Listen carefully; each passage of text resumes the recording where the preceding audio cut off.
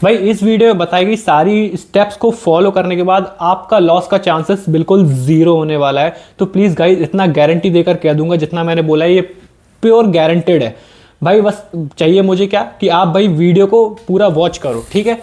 तो चलो guys video को स्टार्ट करते हैं। बट वीडियो के स्टार्ट करने से पहले मुझे पता है कि सबसे ज़्यादा लोगों को माइंड में ये चीज़ें आती है कि अगर वो लोग रोपोसो के साथ कर रहे हैं तो उनको ये दिक्कत आती है कि वो रोपोसो सबसे ज़्यादा फ्रॉड करता है, डिलीवरी टाइम पर नहीं करता है, या सबसे बड़ी बात कि हमारे ऑर्डर ही नहीं आते हैं, ठीक है। तो ये वीडियो प्रॉपर वॉच कर लो, 10 मिनट की, 14 मिनट की, जितने ही मिनट की बनेगी।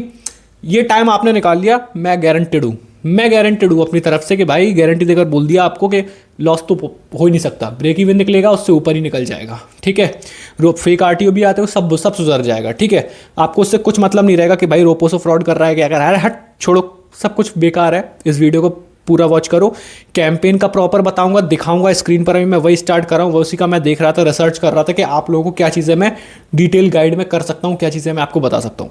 उसके बाद वही चीज़ मैं आपको बताऊंगा कि आपको कॉल कन्फर्मेशन में क्या करना है, आपको कैंपेन में क्या करना है, प्रोडक्ट आपको क्या चूज़ करना है, सब कुछ मैं आपको इस वीडियो में बताऊंगा। तो चलो वीडियो को स्टार्ट करते हैं। पर भाई देखो, वीडियो स्टार्ट होने से पहले मैं आपको एक चीज़ बता देता हूँ। अगर आपको भी लगता है कि भाई आप फेसबुक एड्स रन करते हो बट आपका कोई भी आपका बिल्कुल भी रिजल्ट नहीं आता है, ऑर्डर आता है, आरटीओ चला जाता है, बहुत सारी दिक्कत होती है, तो आप चाहो तो आप मेरे से भी एड्स रन करवा सकते हो, जिसमें भाई प्रोडक्ट भी मैं ही देता हूँ और मार्जिन भी मैं ही सेट करवाता हूँ एट द एंड, और फॉर एवर गाइडेंस भी देता हूँ, लाइफ टाइम का गाइडेंस भी मैं प्रोवाइड कराता हूँ, जिसका मैं मंथली फीस 400 रुपीज़ चार्ज करता हूँ। और आपका एड्स का मिनिमम बजट 10,000 रुपीज़ भाई होना ही चाहिए। अगर आप ड्रॉप शिपिंग सीखना चाहते हो तो 1,000 रुपीज़ देकर आप मेरे से लाइव ड्रॉप शिपिंग सीख सकते हो 1-to-1 में। तो चलो गाइस वीडियो को स्टार्ट करते हैं।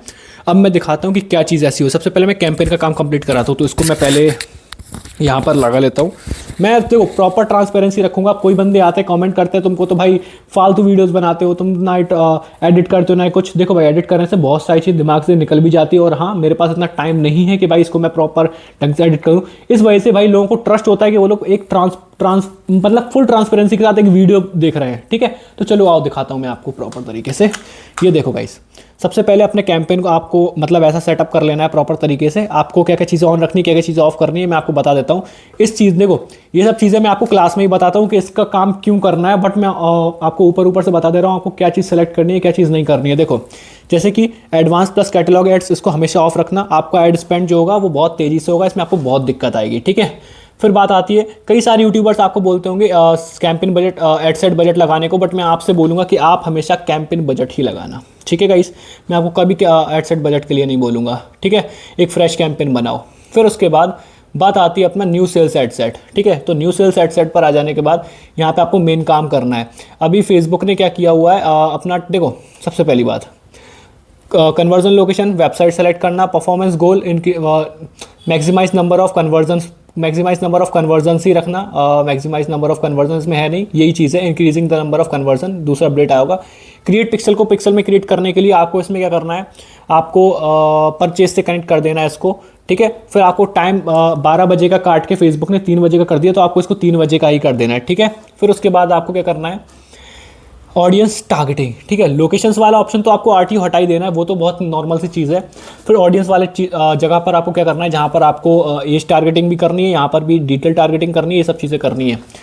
फॉलो कर लेना जो अब मैं बताने वाला हूँ। वो तो मतलब इतना था कि आपने सभी वीडियोज़ में देखा होगा, हर जगह सुना होगा। अब ये जो मैं बता रहा हूँ ये सुन लेना भाई। देखो सबसे पहला ये जो मैंने एज टारगेटिंग दिखा रहा हूँ, आपको क्या करना है स्टार्टिंग में, अगर आप बिगिनर हो, आपको कुछ भी नहीं पता, तो आपको सिंपली चैट जीपीटी पर जाना है। अपने प्रोडक्ट जो आपने प्रोडक्ट चूज़ किया होगा वो प्रोडक्ट को आपको चैट जीपीटी पर पेस्ट करना है, और उसको ऐसा टाइटल देना है कि भाई मतलब ऐसा प्रॉम्प्ट देना है कि मैं इस प्रोडक्ट पे मेटा एड्स रन कर रहा हूँ और मेरा इतना बजट है, तो आप मुझे इतने ऑर्डर्स उसमें क्रिएट करने हैं, तो एज पर मार्केट कंडीशन के हिसाब से तुम उसमें एनालाइज करो एंड मुझे परफेक्ट कैंपेन का मतलब प्रॉपर टारगेटिंग करके दो। तो वो सब कुछ बताएगा, एज टारगेटिंग बताएगा, जेंडर टारगेटिंग बताएगा, डिटेल सब कुछ उसमें बताएगा। फिर उसके बाद आपको वो कैंपेन बना लेना है, जैसा उसने बोला वैसा वैसा आप बना लेना। फिर उसके बाद एक दूसरा आपको कैंपेन बनाना है, ठीक है।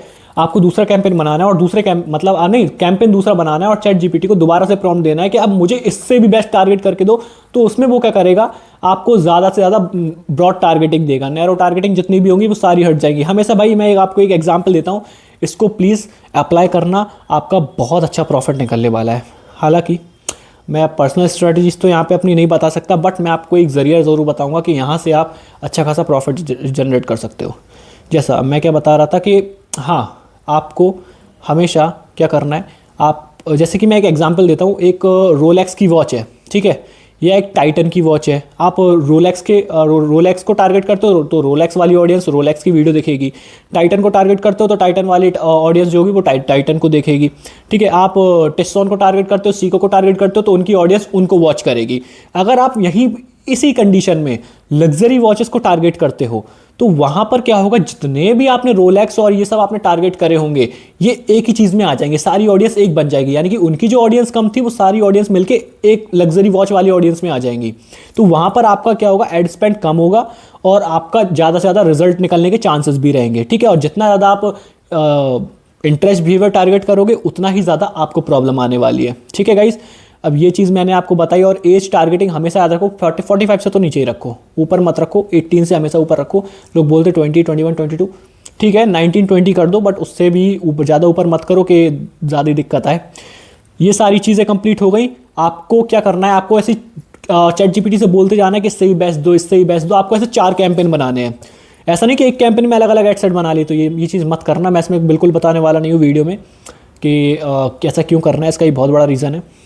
आपको 4 अलग अलग कैंपेन बनाने हैं, ठीक है। अब चारों कैंपेन को 3-3 घंटे 100 रुपये लगा के 150 रुपये लगा के उनको टेस्ट करो कि क्या कौन सा कैंपेन मेरा परफेक्ट चल सकता है, ठीक है। अब देखो कि चारों में से बेस्ट रिजल्ट कौन दे रहा है। लेट सपोज कि 1 और 2 इन लोगों ने इन दोनों को आपने चलाया, तो दूसरा कैंपेन था उसने आपको 3 घंटे में ला के दे दिए 50 या 60 सेशंस, और एक ने ला के दिए 15-20 सेशंस। तो 50-60 वाले सेशंस को आप कंफर्म करके अब उसको तीसरे से कंपेयर करो। हो सकता है कि तीसरा वाला आपको 1 या 2 ऑर्डर भी दे दे आपको, ठीक है।